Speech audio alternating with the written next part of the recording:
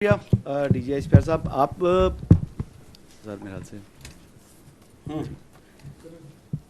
ऐसे सर, ये कुछ दिन पहले की बात है कि जो चीफ मिनिस्टर खैबर पख्तूनख्वा उन्होंने एक इल्ज़ाम आयद किया और वो भी ऐसी बात की कि जो कि यानी जहन तस्लीम नहीं करता था कि सिक्योरिटी फोर्सेस के हमारे जवान अपनी जानें कुर्बान कर रहे हैं मुल्क के लिए। कहते हैं मसाजिद के अंदर कुत्ते बांधते हैं और जब हम उनको कहते हैं तो वो आगे से कहते हैं जी कि हम आप में और कुत्तों में कोई तफरीक नहीं करते।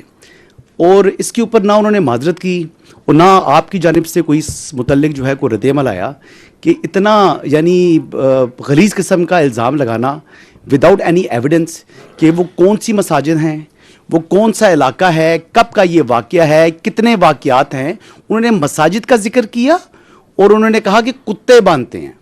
तो ये कोई उनसे सवाल पूछने वाला नहीं है और वो यहाँ पर आकर इश्क़ इमरान में अडयाला के बाहर धरने भी देते हैं और इस किस्म के इल्ज़ामात भी आयद करते हैं और पंजाब के अंदर घूम रहे हैं और मोस्टली उनका वक्त भी यहीं पर गुजर रहा है। अपने सूबे के अंदर तो वो जो है वक्त भी नहीं दे रहे।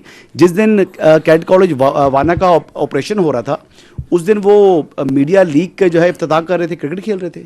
ये संजीदगी का उनका लेवल है। तो इल्ज़ामात आपके ऊपर बड़े वो संगीन किस्म के लगा रही हैं और मोस्टली वो आपको टारगेट करते हैं जो आपने प्रेस कॉन्फ्रेंस की थी पेशावर के अंदर। Thank you. देखिए, बात ये, मैं आपसे यही तो अर्ज़ कर रहा हूँ कि ये जो पूरा बयानिया, मैंने कहा they have a comical obsession with army. सुबह उठते हैं शाम तक वो जो अंदर बैठा हुआ है ज़हनी मरीज से लेके बाकी जितने हैं वो फौज के बारे में बात करते हैं। They will not talk about the real issues because that is their whole politics.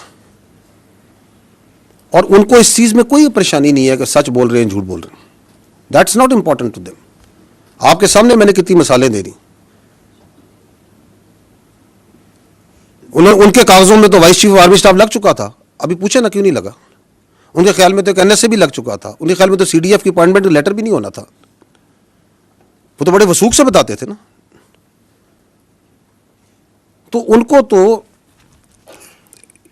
एक मेंटल, एक वो कहते हैं ना, एक इकोसिस्टम में रखा जा रहा है जहां पे उनकी पूरी सियासत जो सी है वो फौज के इर्द गिर्द घूमती है। फौज के बारे में बात करो, फौज के बारे में इल्ज़ामात लगाओ, फौज के ऊपर हर चीज़ डालो, बिकॉज अपनी गवर्नेंस की तरफ कोई बात ना करे। मैंने आपको कहा ना कि one of the reason is, but this is one of the reason, ताकि मैं अपनी लूटमार जारी रखूं, मैं अपनी करप्शन जारी रखूं, मैं अपने रिश्तेदारों को, अपने भाइयों को और इस पॉलिटिकल टेरर क्राइम नेक्सस को चलाता रहूं। इस पर तवज्जो नहीं लानी। तो इन सब को जो सा है, ये समझते हैं कि पाकिस्तान के अवाम नाइव है ना, ये समझते हैं कि हम इनको बेवकूफ़ बना सकते हैं।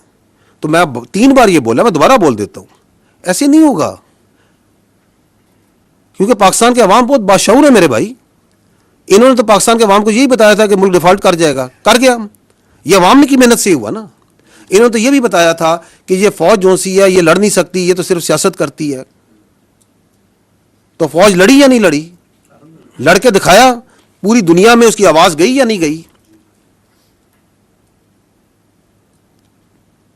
तो बाकी ये जो कहते हैं, इनके लिए मैं यही कहूंगा कि बार्किंग, जो कुत्ता भौंक रहा होता है ना, उसके बारे में जो है ना ज़्यादा परेशान होने की ज़रूरत नहीं होती।